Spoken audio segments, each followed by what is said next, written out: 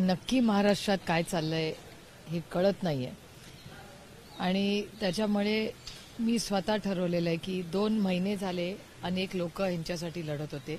बजरंग अप्पा सोनवणे हे दिल्लीला निर्मला सीतारामन आणि अमित भाई शाहंचीही बजरंग अप्पा सोनवणेंनी भेट घेतलेली आहे. त्यानंतर अनेक लोक असे आहेत, नेते आहेत महाराष्ट्रातले आणि सगळ्याच पक्षाचे, की भ्रष्टाचार असेल, एक्स्टॉर्शन असेल, घरगुती अन्याय अत्याचार झालेल्या केसेस असतील, खून, म्हणजे असं काहीच राहिलं नाही. करप्शन, प्रचंड भ्रष्टाचार, असे अनेक आरोप प्रत्यारोप झालेले आहेत. पण गेल्या 2 महिन्यात दुर्दैवाने या महाराष्ट्राच्या सरकारने ठोस अशी कुठलीच ॲक्शन घेतलेली नाही किंवा ती इन्क्वायरी कुठे चालली आहे ह्याची माहिती आपल्याला कुणालाच मिळालेली नाही. 5वा खुनी आजही 60 दिवसानंतर फरार आहे. हे खूप दुर्दैवी आहे, अस्वस्थ करणार आहे आणि हे खूप दुर्दैव आहे की महाराष्ट्राचं राजकारण इतकं गलिच्छ झालंय. असा प्रश्न मनात येतो की माणुसकी काय राहिली आहे का नाही. खूप अस्वस्थ करणारी परिस्थिती राज्यात आहे आणि खरं तर मी त्या कुटुंबाच्या कॉन्टॅक्टमध्ये होते. मी जेव्हा परभणीला गेले तेव्हा अनेक लोक बीडला गेले होते. बजरंग अप्पा स्वतः, संदीप क्षीरसागर स्वतः हे त्याचा फॉलोअप करत होते. आता ही प्रेस झाल्यावर मी स्वतः जेव्हा या सगळ्या बातम्या बघितल्या, मी बजरंग अप्पा सोनवणे आणि संदीप क्षीरसागर यांना कॉन्टॅक्ट केलंय. मला असं वाटतं ह्याच्यातून राजकारण, कॉम्प्रोमाइजेस जे होत आहेत हे खूप धक्कादायक आहे आणि आश्चर्यजनक आहे. आणि माझा अजूनही विश्वास आहे की सुरेश धस कॉम्प्रोमाइज होणार नाहीत. माझ्या स्वतःच्या सुरेश धसांकडून खूप अपेक्षा आहेत की पोटतिडकीनी आपल्या मातीसाठी, आपल्या बीडसाठी ज्या पद्धतीने न्याय ते मागत होते त्याच्यात सातत्य ते ठेवतील एवढी माझी अपेक्षा आहे आणि इच्छाही आहे की न्याय मिळाला पाहिजे त्या कुटुंबाला, बीडकरांना. आणि ज्या पद्धतीने डीपीडीसीचे आरोप झाले, मी स्वतः त्याच्याबद्दल, किंवा कृषी घोटाळ्याबद्दल मी स्वतः पार्लमेंटमध्ये त्याच्याबद्दल बोललेले आहे. आणि मी शिवराज सिंग चौहान या देशाचे ॲग्रिकल्चर, शेती मंत्री, त्यांचे मनपूर्वक आभार मानते की महाराष्ट्राच्या पीक विमा घोटाळ्याची इन्क्वायरी हे शिवराज सिंग चौहान स्वतः लावतील असं त्यांनी फ्लोअर ऑफ द हाऊसवर हे त्यांनी महाराष्ट्राला शब्द दिलेला आहे. त्यांच्या घरात आता लग्न होतं त्याच्यामुळे मला त्यांची परत भेट घेता आली नाही, ते दिल्लीत नव्हते. पण 10 एप्रिल नंतर पुन्हा पार्लमेंट जेव्हा सुरू होईल किंवा या इन्क्वायरीचं काय झालं ह्याचा फॉलोअप मी स्वतः शिवराज सिंग जींकडे नक्कीच करीन. पण त्याचबरोबर इतके दिवस सगळेच नेते, सहकारी याचा फॉलोअप करत होते. पण गेल्या 60 दिवसानंतर जी परिस्थिती तुमच्या चॅनल्सवर मला पाहायला मिळते ही थोडीशी चिंताजनक आहे. आणि कुठलंही सरकारने कुणावरही दबाव टाकून सत्य लपवू नये एवढीच माझी विनम्र या सरकारला विनंती आहे. आणि मी स्वतः 18 तारखेला बीडला जाणार आहे. मी फोन, आता प्रेस झाल्यानंतर मी सकाळी फोन केला होता, ते पण संदीप क्षीरसागर कार्यक्रमात भाषण करत होते आणि बजरंग अप्पा फ्लाईटमध्ये, तर त्या दोघांशी बोलून आणि त्या कुटुंबांना बोलून मी प्रशासनाला भेटायला बीडला जाणार आहे. कारण मलाही कळलं पाहिजे, कारण का मी स्वतः ह्याच्याबद्दल सविस्तर पार्लमेंटमध्ये बोललेले आणि विषय अतिशय गंभीर आहे. हा कुठला राजकीय विषय नाही, हा एक महत्वाचा महाराष्ट्राच्या अस्मितेचा आणि देशमुख कुटुंबाला न्याय मिळायचा प्रश्न आहे.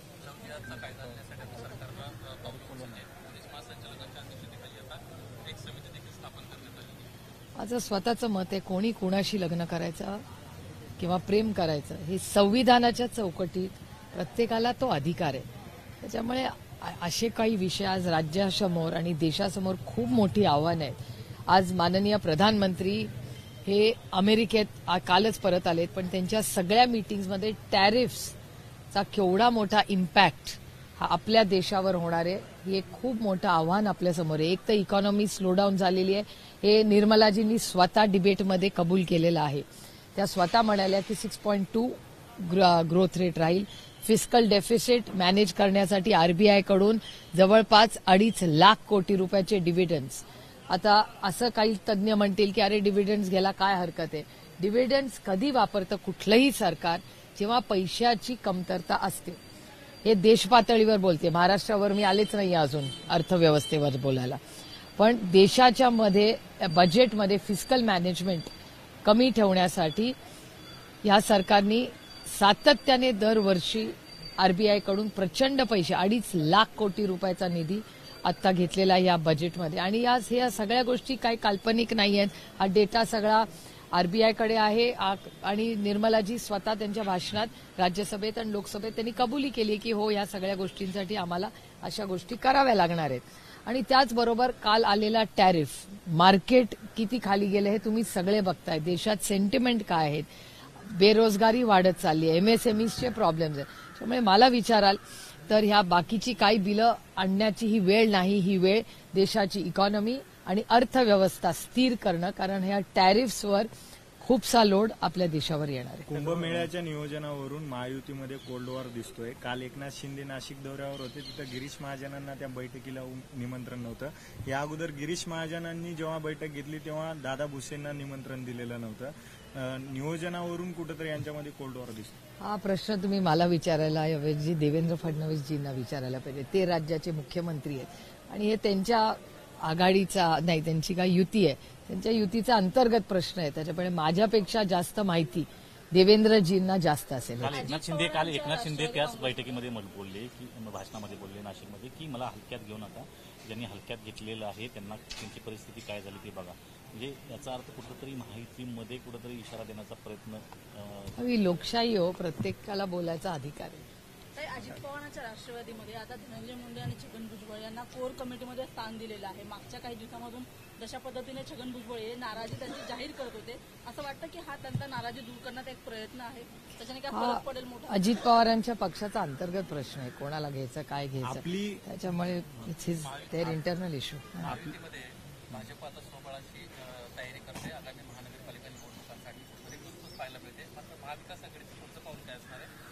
तुम्ही मुंबईच्या बैठका सातत्यानं घेताय, महापालिकेत एकत्रित महाविकास आघाडी दिसणार की वेगळा काही? नाही, माझी अनेक वेळा अरविंद सावंतजी असेल, अनिल देसाई असतील, संजय राऊत साहेब असतील, या सगळ्यांची अनेक वेळा गाठीभेटी पार्लमेंटमध्येही झालेल्या आहेत. सेशन होतं, त्याच्यामुळे अनेक वेळा आम्हाला भेटायची संधी मिळाली. मी राहुल गांधींची पण माझी सविस्तर 2 राहुलजींची डिटेल मीटिंग झालेल्या आहेत या सेशनमध्ये. त्यामुळे अनेक नेत्यांची गाठीभेटी या पूर्ण सेशनमध्ये झाल्या माझ्या, आणि सविस्तर चर्चा महाविकास आघाडी, इंडिया अलायन्स याच्याबद्दल झालेल्या आहेत. त्याच्यामुळे आता एकदा नक्की इलेक्शन कधी आहे याचा थोडं, आणि आमची पक्ष म्हणून पक्षाचं काम आणि आमची पूर्वतयारी. हे बघा, कुठलाही राजकीय पक्ष, कुठलाही, हा त्याच्यात काय आमचं काही कौतुक नाही, पण कुठलाही राजकीय पक्ष हा इलेक्शनसाठी 365 डेज 24/7 तयारच असतो. म्हणून तर राजकीय पक्ष आहे ना तो. त्याच्यामुळे प्रत्येक जण तयारच असतं आणि आपापल्या पद्धतीने तयारी करत असतो. आणि ते एकत्र लढणार का वेगळा लढणार हा तर एक तर त्यांचा अंतर्गत प्रश्न आहे. पण मला आश्चर्य वाटत नाही, कारण का अमितभाई शाह जेव्हा महाराष्ट्रात आले होते तेव्हाच त्यांनी 29ला आम्ही सगळे वेगळे लढणार किंवा काय त्यांचे काहीतरी काहीतरी त्यांचं एक आहे काहीतरी टॅगलाईन, 100% भाजप, हे तेव्हाच ते बोललेले आहेत. याचा अर्थच तो होतो ना. त्याच्यामुळे त्याच्यात नवीन काय, आणि प्रत्येक पक्षाला एका सशक्त लोकशाहीमध्ये ज्या संविधानावर आमचा विश्वास आहे त्या संविधानामध्ये प्रत्येकाला मोकळा श्वास घेऊन आपल्याला योग्य वाटेल तसं इलेक्शन लढायचा अधिकार आहे. परंतु एकनाथ शिंदे यांचा पवार साहेबांनी सत्कार केल्यानंतर खास करून या प्रकारे टीका शिवसेनेकडून गेलेली संजय राऊत यांनी केली. संजय राऊत म्हणतात की आणि काही नाराज नाही त्यांच्यावर, परंतु आमची पक्षाची भूमिका आहे की अशा प्रकारचं सत्कार. हे बघ, एका सशक्त लोकशाहीमध्ये एखादा जर दुखावला गेला असेल तर त्याच्यात गैर काय? त्याला अधिकार आहे ना. लोकशाहीमध्ये एखाद्याला वाईट वाटलं तर अर्थातच आम्ही पण त्यांचे सहकारी आहोत, तर आमची ही जबाबदारी राहते की बाबा ओके, तुम्ही दुखावला गेलाय, काय चुकलं बाबा, चर्चा करूया, मार्ग काढूया. आणि आमची जी आघाडी आहे ती काही सत्तेसाठी नाहीये. आम्ही महाराष्ट्रासाठी आणि देशामध्ये हे लोकशाही जगली पाहिजे, टिकली पाहिजे, आणि हा देश संविधानानेच चालवावा ह्याची आमची लढाई आहे. त्याच्यामुळे आम्ही खूप पर्सनली ड्रिव्हन नाही आहोत. आम्ही कॉज, लक्ष, ह्याच्यामध्ये आमच्यामध्ये कधीच कन्फ्युजन नाही. नाही, माझी शिवसेनेच्या सगळ्याच खासदारांची दिल्लीमध्ये सातत्याने भेट होत असते. कालही झाली. कालच योगायोगाने एक नवीन सिलेक्ट कमिटी इन्कम टॅक्सची झाली आहे. त्याच्यात अरविंद सावंतजी आणि मी, आम्हाला दोघांना त्या महत्वाच्या सिलेक्ट कमिटीमध्ये आता स्पीकर साहेबांनी घेतलेलं आहे. त्यामुळे डायलॉग आणि चर्चा ही तर होतच राहते. आपला पक्ष एवढा मोठा आहे की थुकलं तरी विरोधक वाहून जातील, असं रावसाहेब दानवे यांनी काल भाजपच्या बैठकीमध्ये कार्यकर्त्यांना संबोधित करताना म्हटलं. एकतर मी एक महाराष्ट्रातली भारतीय सुसंस्कृत महिला आहे. अशा भाष्य मला ह्याच्यावर बोलणं तर सोडा, मला ऐकणंही पाप आहे. असे संस्कार माझ्या आईवडिलांनी माझ्यावर केले. हिंदी में जानना माणिकराव फोगाटे तुम्ही सभागृहात तिथे उल्लेख केला त्या पद्धतीने त्यांनाच मान्य केलं होतं भ्रष्टाचार होता. आता त्यांचा आणखी एक पीक विम्यासंदर्भात ₹1 तर विकारी सुद्धा घेत नाही, पण आम्ही ₹1 पीक विमा देतो. त्याची इन्क्वायरी शिवराज सिंग चव्हाण साहेबांनी लावलेली आहे. आणि दुसरं, तुमच्याच चॅनलवर अशी बातमी आली होती की ₹1 पीक विमा ह्याचा रिस्ट्रक्चरिंग कदाचित होईल, अशी ही बातमी संसदेतही त्याच्याबद्दल चर्चा होती. त्याच्यामुळे हे दुर्दैव आहे की एवढं मोठं मॅन्डेट या सरकारला, या आता महाराष्ट्राच्या सरकारला दिले, पण ज्या पद्धतीने हे वाचाळवीर या सरकारमध्ये बोलतात, सत्ता पैसा हा येतो आणि जातो, तो कधीच एका जागी राहत नाही. त्यामुळे दुर्दैवी आहे की कैलासवासी यशवंतराव चव्हाण साहेबांचा फोटो ते बॅनरवर नुसतं लावून साहेबांचे, कैलासवासी यशवंतराव चव्हाण साहेबांचे विचार हे आत्मसात करणं हे सोपं नसतं. मंत्री नितेश राणेंनी स्थानिक स्वराज्य संस्थांच्या निवडणुका समोर आहेत. तुम्ही निवडणुकांना सामोरे जात आहेत, मात्र ज्या पद्धतीनं नितेश राणे वक्तव्य करतायत की महाविकास आघाडीचा जर सरपंच असेल, कार्यकर्ता असेल, तर कुठल्याही प्रकारचा निधी त्याला दिला जाणार नाही, केवळ महायुतीच्याच लोकांना निधी दिले जातील. आता कसं काम करणार या शब्दात? मी स्टेटमेंट ऐकलेलं नाही, त्याच्यामुळे मला ह्याचा काही माहिती हिंदी नाही. में जानना चाहेंगे जिस तरह मराठी से झालं लव सगळं. जिहाद- हिंदी में जानना चाहेंगे, लव जिहाद को लेकर एक कानून, एक समिति गठित की है, किस तरह से देखते हैं? मेरे ख्याल से ये देश लोकतंत्र है और एक सशक्त लोकतंत्र में कौन किससे प्यार करेगा, शादी करेगा, इसका अंतर्गत मामला होता है, पहली बात. और दूसरी बात, ये जो प्रस्ताव लाना चाहते हैं, मेरे एक बड़ी विनम्रता से सरकार को विनती होगी कि अब मोदी जी अब अमेरिका से कल ही आए, आपने देखा होगा, पढ़ा होगा कि नए टैरिफ्स लगाए हैं अमेरिकन सरकार ने, और उसके कारण हमारे देश पे बड़ा इम्पैक्ट होने वाला है. और निर्मला जी ने उनके पार्लियामेंट में जो भाषण किया, उसमें उन्होंने ही कहा है कि ग्रोथ रेट कम हो रहा है, जीडीपी का रेट भी कम ही रहेगा, और फिस्कल डेफिसिट मैनेजमेंट के लिए उन्होंने 2.5 लाख करोड़ रुपया उन्होंने आरबीआई से डिविडेंड लिया है. कोई कहेगा तन्ने कि डिविडेंड लेने में क्या दिक्कत है? डिविडेंड लेने में दिक्कत नहीं है, लेकिन जिस तरह से डिविडेंड ये रेनी डे के लिए रखा जाता है, खर्चा नहीं किया जाता, वो 2.5 लाख करोड़ रुपया इस साल सरकार ने लिया है. पिछले साल भी 2 लाख करोड़ लिया था महाराष्ट्र सरकार, और बहुत सारे ऐसे राज्य हैं जिसका लोन बढ़ता जा रहा है. और ये आंध्र हो, तेलंगाना और महाराष्ट्र का तो 2 लाख करोड़ है, ऐसे पढ़ने में आता है. तो अब बजट आएगा तो पता चलेगा. तो मेरे ख्याल से ये जो देश में इकोनॉमिक सिचुएशन है, ग्रोथ रेट स्लो हो रहा है, कंजम्पशन कम हो रहा है, और ये सारे चीजें बहुत मायने रखते हैं, क्योंकि इस देश की इकोनॉमी रहेगी तो ही हम सब आगे चल पाएंगे. तो मेरे ख्याल से आज इस सरकार को मेरी विनम्र विनंती है महाराष्ट्र सरकार की कि इकोनॉमिक इश्यूज पे बोलिए, और ऊपर से जो सारी स्कीम्स है, मैंने कल ही पेपर में पढ़ा था कि ये सारी जो स्कीम्स महाराष्ट्र की है उसमें 30% कट किया है और आगे कट करेंगे, ऐसा सरकार से जवाब आ रहा है. तो ये बड़ी चिंता की बात है. जो गरीब है, जो मजदूरी करता है, जो सब लोग यहाँ इस देश को, इस राज्य को मेहनत से बड़ा किया है, जो शोषित है, वंचित है, पीड़ित है, उसका हक न लिया जाए. न्यू इंडिया सामने है, नजदीक में है, किस तरह से आपकी रणनीति रहेगी? आप बार-बार ये हम महाविकास आघाड़ी के साथ हमारी चर्चा चल रही है, और इस हिसाब से जैसे इलेक्शन, देखिए हम एक कोई भी, सिर्फ हमारी नहीं, कोई भी राजकीय जो पार्टी होती है वो हमेशा किसी भी इलेक्शन के लिए हमेशा तैयार होती है. तो हम हमारा काम कर रहे हैं, विपक्ष में है, लोगों ने हमें विपक्ष में बैठा है, तो हमारी भी जिम्मेदारी है कि महाराष्ट्र के जो लोग हैं, मुंबई के जो लोग हैं, उनकी जो भी इश्यूज है उसमें हमें ध्यान देना चाहिए. और अगर सरकार गलत करती है तो हमारी जिम्मेदारी है कि हम उसके खिलाफ लड़ते रहे. लोगों के लिए, लोगों को न्याय मिलना चाहिए. न्यू इंडिया कोऑपरेटिव बैंक का मामला सामने आया, किस तरह से देखते हैं? ये बड़ी चिंता की बात है. आरबीआई से मैं विनती करूंगी, क्योंकि बैंकिंग में कई सालों से बहुत अच्छा काम बैंकिंग वाले करते आ रहे हैं. तो मुझे भी आश्चर्य लगा, क्योंकि बैंकिंग में बड़ा सुधार, बैंकिंग डिसिप्लिन और आरबीआई ने जो मदद की है उसके हिसाब से बहुत अच्छा डिसिप्लिन से चलता आ रहा है. और किसी भी बैंक का ऐसे होना ये बहुत चिंता की बात है, क्योंकि उसमें फंसता है गरीब। जो गरीब ने मेहनत करके उसका पैसा वहां रखा है वो फंस जाता है उसमें। और मैं खुद अभी डिपार्टमेंट से बात करूंगी, आरबीआई से करूंगी, निर्मला जी से करूंगी और अमित भाई शाह जी से भी करूंगी, क्योंकि कॉर्पोरेट सेक्टर का बैंक है। मैं इस सारे में जो एक्सपर्ट्स है उसके उनसे भी बात सुबह भी मेरी हुई, और जब मैं दिल्ली जाऊंगी तो इस बैंक को कैसे न्याय मिलेगा इसके लिए हम सब कोशिश करेंगे। देखा जाए तो पिछले 2-3 महीने से लगातार आरोप पे आरोप सुरेश दस धनंजय मुंडे पे करते थे, लेकिन उनकी चुपचाप करके मुलाकात हुई है।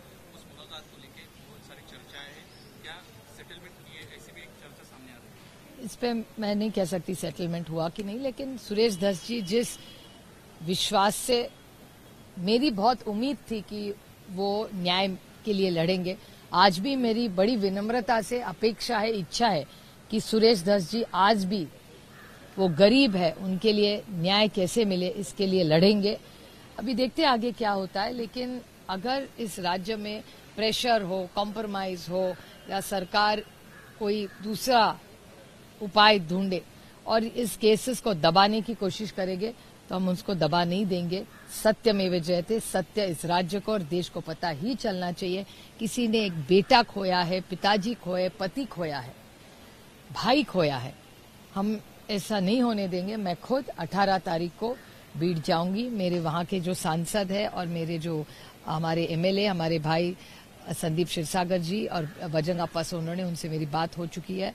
अभी मतलब सुबह मैंने दोनों को फोन किया था, मैं इंतजार में हूँ, एक बार उनसे बात करके मैं पहल करने वाली हूँ कि 18 तारीख को हम लोग बीड़ जाए और सिर्फ बीड़ फैमिली को मिलके, फैमिली से विनती मैं करूंगी कि हम सब साथ में प्रशासन को भी मिले, क्योंकि जो अन्याय हो रहा है, जो भ्रष्टाचार बीड़ में हो रहा है, जो भी उसकी इंक्वायरी हो वो पारदर्शिता से ही हो और सत्य ये बाहर आना ही चाहिए। और कोई कॉम्प्रोमाइज अगर हो गया होगा, मेरी आज भी इच्छा है कि मेरी उम्मीद भी है कि सुरेश दस जी कॉम्प्रोमाइज नहीं होंगे, लेकिन इस फैमिली को न्याय जब तक नहीं मिलेगा तब तक हम कोई भी, भले परभणी की घटना हो या बीड़ की घटना हो, हम लड़ते रहेंगे। मैम, संजय राउत का एक बयान सामने आया। संजय राउत ने जिस तरह से दिल्ली में सत्कार हुआ था एकनाथ शिंदे का, उसके ऊपर नाराजगी व्यक्त की है, किस तरह से? नहीं, बिल्कुल। किसी को अगर दुख दिया हो, हमें भी जिम्मेदारी है कि अगर कोई हमारे अलायंस में या कहीं भी, क्यों अलायंस, किसी को भी कोई दुख लगा हो कभी भी राजनीति में, तो बात होनी चाहिए। मेरी शिवसेना के कई वरिष्ठ नेता से कल भी दिल्ली में मैं सबको मिली, हम सब ने बात भी की, और ऐसी घटनाएं जिसको किसी को भी चोट न पहुंचे, इसके लिए हमारी भी तरफ से कोशिश होगी और हर तरह से हम सब की तरफ से एक दूसरे के लिए कोशिश होगी कि हम एक दूसरे को दुख न दे, क्योंकि हम इस देश, हम साथ क्यों आए, हम कोई एजेंसीज का डर या सत्ता के लिए हम साथ नहीं आए, हम देश की सेवा करने के लिए साथ आए, संविधान को बचाने के लिए हम लोग साथ आए। तो हमारा लक्ष्य एक दूसरे से बहुत बड़ा है और मेरी शिवसेना से कई नेताओं से बात हो चुकी है और आगे भी हम एक दूसरे को इमोशनली या किसी को दुख न पहुंचे इसके लिए जरूर हम, और सिर्फ क्यों सरकार में जो भी उनके लिए दुख क्यों किसी को पहुंचाना है। हम आखिरी क्वेश्चन पूछते हो, नीतीश राणे जी का कैबिनेट मिनिस्टर है, नीतीश राणे का एक बयान सामने आया। उन्होंने कहा है कि विपक्ष वाले जितने भी लोग हैं उनको 1 रुपया ही नहीं देने का, किस तरह से देखते हैं? नहीं, मैंने सुना नहीं है, मुझे पता नहीं है। मराठीतलं इंडिया बँकेचा जो विषय समोर आला, 167 कोटी रुपये मॅनेजमेंट वळवण्याचा प्रकार आहे, लोकांच्या प्रचंड अडचणी झाल्या, कालपासून गोंधळाचं वातावरण. नाही, धक्कादायक आहे हे झालंच कसं, कारण का बँकिंगमध्ये इतक्या नवीन सिस्टम्स लावलेल्या आहेत, त्यामुळे मला आश्चर्य वाटतंय। त्याच्यामुळे अर्थातच आरबीआय आणि ही कोऑपरेटिव्ह बँक आहे, त्याच्यामुळे अमित भाई शाह आणि निर्मला सीतारामनजी या तिघांनाही मी पत्र लिहून, आणि आता पार्लमेंट परत 15 दिवसांनी सुरू होईलच, हा इश्यू मी पार्लमेंटमध्येही रेज करीन। आणि कुठलीही बँक आपल्याला आठवत असेल ती Punjab national bank, Punjab PNB, त्याचा एक मोठा घोटाळा एका काळात मागे झाला होता। त्याच्यामुळे अशा ज्या गोष्टी होतात या सगळ्यासाठी आपण सगळ्यांनी मिळून अलर्ट राहिलंच पाहिजे। आणि ह्याच्यात भरडला जातो गरीब माणूस हो, त्याचे 2 लाख काही हजार त्यांनी खूप कष्ट करून त्यांनी ठेवलेले असतात तिथे, की अडचणीच्या काळात कधी काय औषध पाणी लागेल, घरात लग्न असेल, मुलांचं शिक्षण असेल, ह्याच्यासाठी ठेवलेला हा निधी असतो।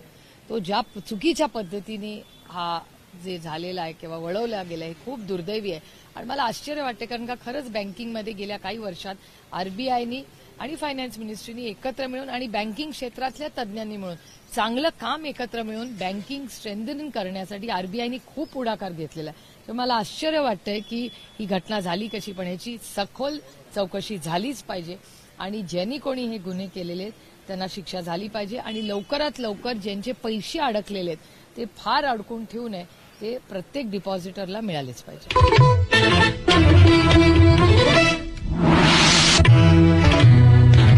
न्यूज 1 महाराष्ट्र.